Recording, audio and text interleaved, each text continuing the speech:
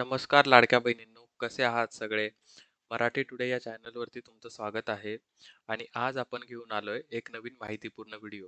जर तुम्ही मराठी टुडे या चॅनलवरती नवीन असाल तर आमच्या चॅनलला नक्की सबस्क्राईब करा आणि बेल आयकॉनवरती क्लिक करा. सो असेच नवीन नवीन अपडेट आणि माहितीपूर्ण व्हिडिओ आम्ही तुमच्यासाठी घेऊन येत असतो. चला तर बघूया काय आहे आजचा टॉपिक. आज मी तुम्हाला एक महत्त्वाची माहिती देणार आहे जी लाडकी बहीण योजनेशी संबंधित आहे. जर तुमच्या घरी कोणी या योजनेचा लाभ घेत असेल तर हा व्हिडिओ शेवटपर्यंत नक्की बघा. तर गेल्या 2-3 दिवसांपासून सोशल मीडियावरती काही पोस्टर्स खूप व्हायरल होत आहेत आणि त्यात एक मोठा दावा केला जातोय. काय आहे तो दावा? बघा तुम्हाला सांगतो. या पोस्टर्समध्ये असं म्हटलं जातंय की मकर संक्रांतीच्या शुभ मुहूर्तावर म्हणजे 14 जानेवारी पूर्वी योजनेतील सगळ्या पात्र बहिणींना एकदम 3,000 रुपये त्यांच्या बँक अकाउंटमध्ये येणार आहेत. आता हे 3,000 रुपये कुठले आहेत? तर डिसेंबर आणि जानेवारी या 2 महिन्यांचे हप्ते एकत्र करून हे पैसे दिले जातील असं सांगितलं जातंय. पण इथे एक ट्विस्ट आहे लाडक्या बहिणींनो.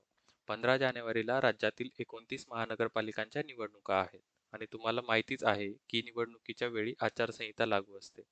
तर आता विरोधी पक्षांनीही हा प्रश्न विचारलाय की जर सरकारने यावेळी हे पैसे दिले तर मग आचारसंहितांचं काय होणार?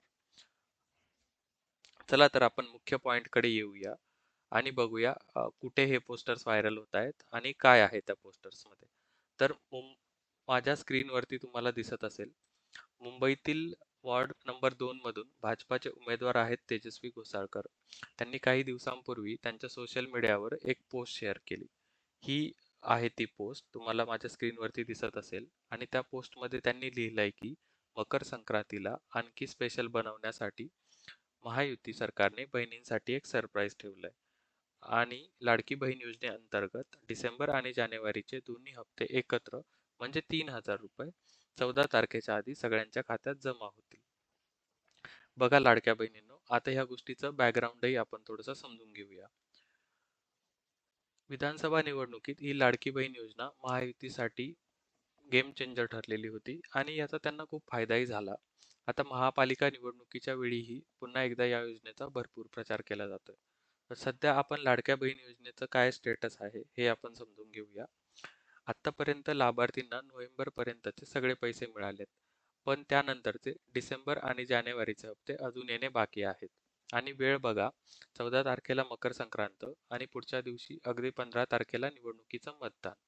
या कनेक्शनमुळे आधीच ही चर्चा चाललेली होती की या काळात हे पैसे येतील का? आणि आता या पोस्टमुळे या चर्चेला अजून उधाण आलंय. तर लाडक्या बहिणींनो, ही होती आजची अपडेट.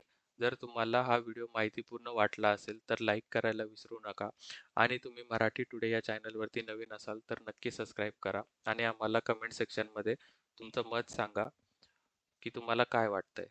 मिळूया पुढच्या व्हिडिओमध्ये. तोपर्यंत टेक केअर.